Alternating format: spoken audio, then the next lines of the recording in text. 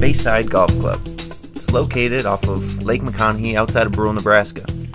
This link-style course is lined with absolutely stunning views and is stacked with the self-proclaimed hardest back nine in the country.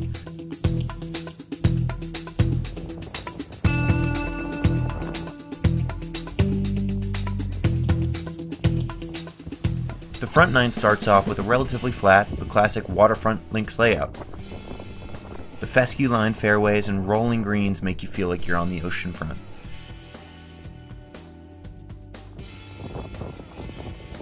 You'll want to brush up on your bunker play because you'll probably find yourself in a few through the round. The day I played here, there's a welcoming stiff breeze that was just enough to seep into every shot, adding another variable to have to account for.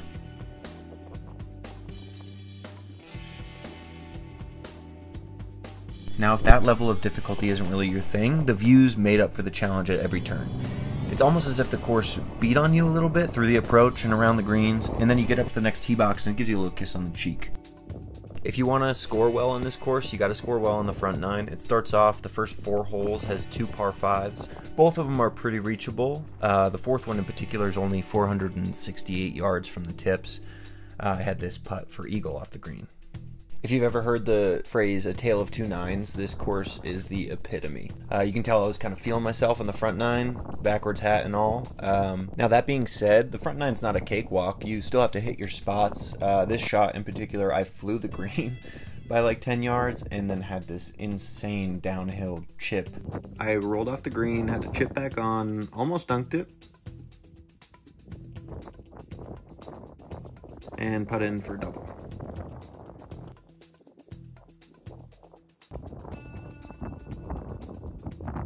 After a pretty solid front nine, we hit the snack bar on the turn and went off to the famed back nine.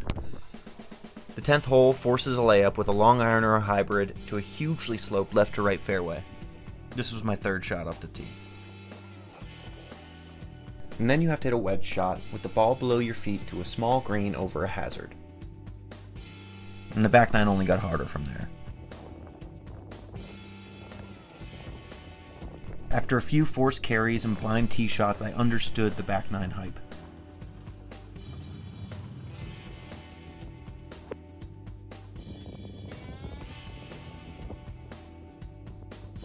At this point in the round, if you are down in your match or have lost money or just in a weird mental state, take a step back and look up.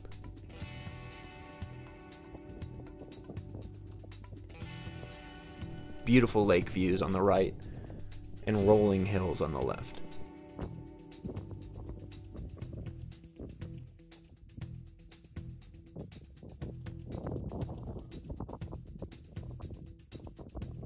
And then the 13th, 200-yard par 3 to a plateau green that you don't want to miss short or long or right.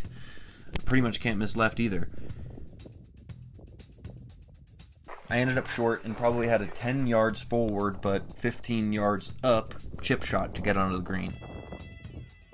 I probably should have gone up to the green and taken a look, but luckily I caught this backstop and had a putt for par.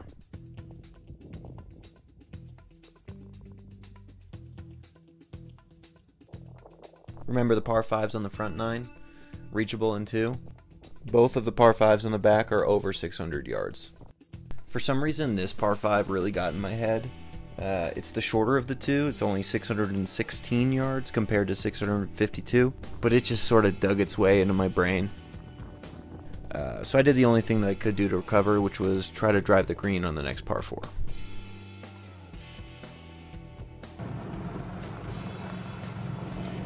Bayside Golf Club was designed by Dan Axland and Dave Proctor. One of their many other projects was the 1993 restoration of Riviera Country Club in Los Angeles. On the final stretch of the back nine, they left a little present. As what I believe to be an ode to George C. Thomas and an homage to their work on the Riviera, the par 3 17th at Bayside has a nasty little bunker baked into the center. The day I went, we had a pretty friendly pin location, but I could definitely see for tournaments or if the greenskeeper is just feeling a little grumpy that there could be some dirty pins.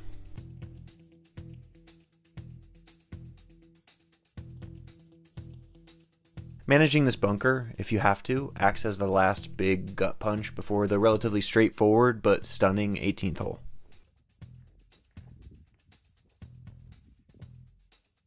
Overall, I couldn't have been happier with the course. The trip to Nebraska was kind of a last-minute thing. It's a short little drive from Denver, and we just wanted to sort of check Nebraska off the list, but I was so surprised with how incredible the conditions were, how well the greens rolled, and I'm going to go back there. I can't not. I want to take on the back nine again, and I actually shot a pretty good score that day. It was a beautiful course, and I was pleasantly surprised.